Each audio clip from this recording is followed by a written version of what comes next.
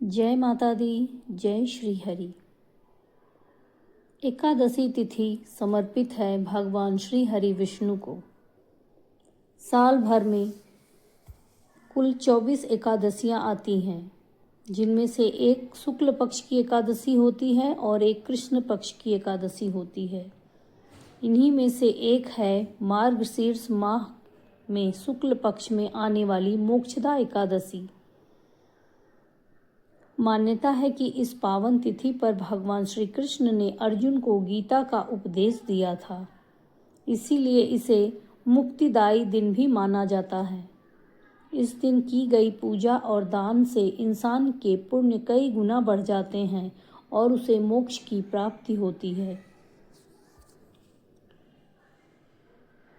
इस बार मार्गशीर्ष की शुक्ल पक्ष की एकादशी तिथि 30 नवंबर की रात 9:29 से शुरू होकर, जो कि दूसरे दिन 1 दिसंबर 2025 की शाम 7:01 तक रहने वाली है।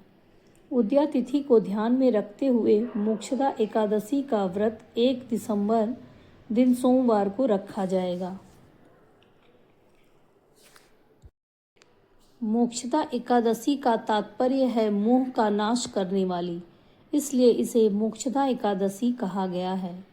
द्वापर युग में इसी दिन भगवान श्री कृष्ण ने कुरुक्षेत्र में गीता का ज्ञान दिया था, अतः इस दिन गीता जयंती भी मनाई जाती है।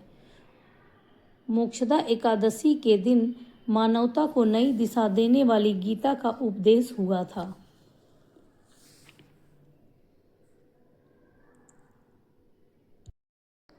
एकादशी से पहले की रात सूर्यास्त के बाद भोजन न करें, हल्का भोजन ले और चावल तो बिल्कुल ही न ले। रात में सोने से पहले भगवान का स्मरण करें या मंत्र जाप जरूर करें। व्रत के दौरान मन पूरी तरह से शांत रखें और किसी के प्रति क्रोध या नकारात्मक भावना न आने दें। इस दिन भूल कर भी किसी की निंदा या चुगली बिल्कुल भी न करें। मोक्षदा एकादशी के दिन अनाज का सेवन वर्जित है। शाम की पूजा के बाद आप फलाहार ले सकते हैं। यदि व्रत न कर पाएं तो कम से कम चावल न खाएं। रात्रि में जागरण कर भगवान का भजन कीर्तन करें। अगले दिन सुबह व्रत का पारण करें और ब्राह्मणों को भोजन कराकर ही स्वयं भोजन ग्रहण करें। मोक्षदा एकादशी की कथा के बारे में बताया जाता है कि चंपा नामक एक नगरी हुआ करती थी, जिसके राजा थे वैख्यानस राजा। राजा वैख्यानस के बारे में बताया जाता है कि वे बेहद ही धार्मिक और न्यायप्रिय राजा थे और अपनी जनता से वे बहुत ही प्यार करते थे। एक बार की बात है कि राजा नींद में थे तो उन्होंने एक स्वप्न देखा। स्वप्न में उन्होंने अपने पिताजी को देखा, जिनकी मृत्यु हो चुकी थी, और देखा कि वे नरक की आग में जल रहे हैं और तरह तरह की उनको यातनाएं मिल रही हैं। सुबह उठकर राजा ने अपने इस स्वप्न के बारे में अपनी पत्नी को बताया। पत्नी ने राजा को गुरु से सलाह लेने की बात कही। इसके बाद हैरान परेशान होकर राजा गुरु के आश्रम गए और वहां जाकर वे बेहद ही दुखी मन से उन्होंने अपने पिता के बारे में देखे गए स्वप्न का जिक्र किया।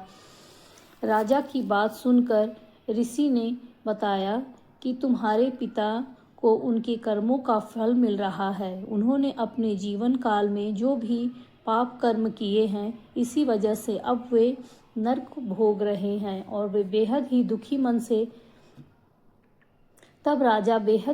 मन से राजा ने ऋषि से पूछा कि क्या कोई उपाय है जिससे मैं अपने पिता की इन गलतियों को ठीक कर सकूं और उन्हें नरक की यातनाओं से निकाल सकूं। इस पर मुनि ने उन्हें मोक्षदा एकादशी व्रत करने की सलाह दी।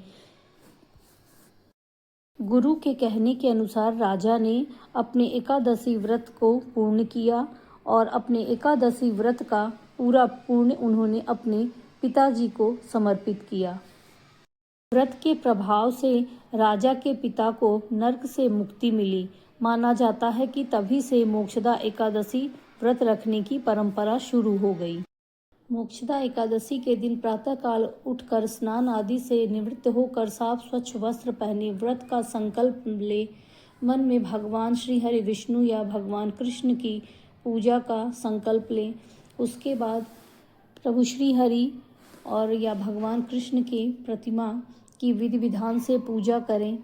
और उन्हें भोग लगावें, फल मिष्ठान का भोग लगावें, फिर आरती करें और सारा दिन आप मंत्रों का जप करें। ओम नमो भगवते वासुदेवाय नमः मंत्र का जप करें और रात में जागरण करें।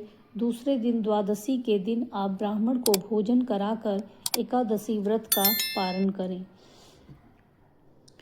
जय श्री हरि, जय श्री राधे।